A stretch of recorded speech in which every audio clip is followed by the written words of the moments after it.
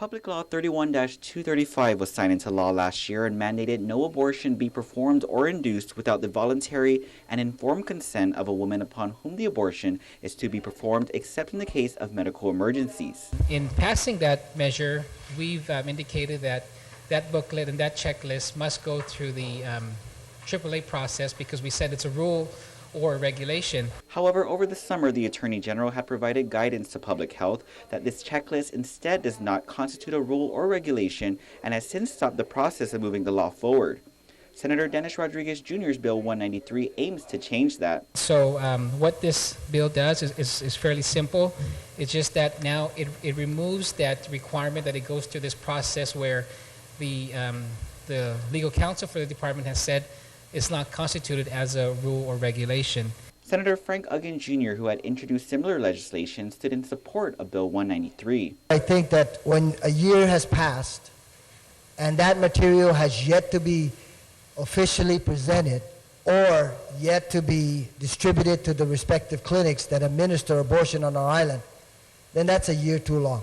And while Rodriguez said the bill was fairly simple, it appeared anything but, as several lawmakers proffered their own amendments, many of which failed to go through, including Speaker Judy Wampat, who wanted to protect the psychological and physical well-being of the woman. That's not an easy decision for a woman to make. And that woman must receive, of course, complete and accurate information. And it has to be information that's objective.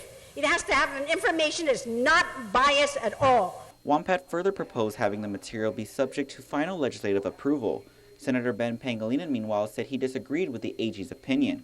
The Appropriations Chair added he didn't believe the printed materials and checklists are an impediment for moving the law forward. Instead, he says it was an excuse or a red herring to get the printed material approved without giving the public the opportunity to comment. I'm convinced now that this is not to clear obstacles. This is to hide it from the public, to hide what is to be approved, so that only one set of individuals get to determine what is going to be in these printed materials. The law currently leaves the responsibility to the Director of Public Health, who had indicated to Rodriguez that he would work with the respective stakeholders.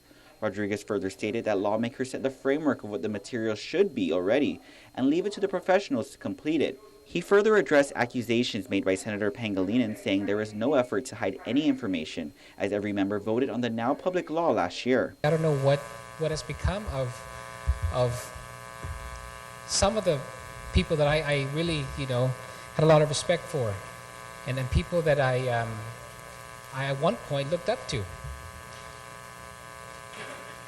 I can't believe even with the legislation so simple as this, there would be these conspiracy theories being floated around there. I rise in disappointment because I had hope for some people in this body, and I'm losing all hope in them as well. Just as I'm losing their respect, I'm losing all hope for them, for myself and for this community. 10 senators, meanwhile, voted to place Bill 193 in the third reading file, with 3 excused and 4 others voting to not, including Pangilinan, Wampat, and Senators Tina Muñoz-Barnes and Michael San Nicolas.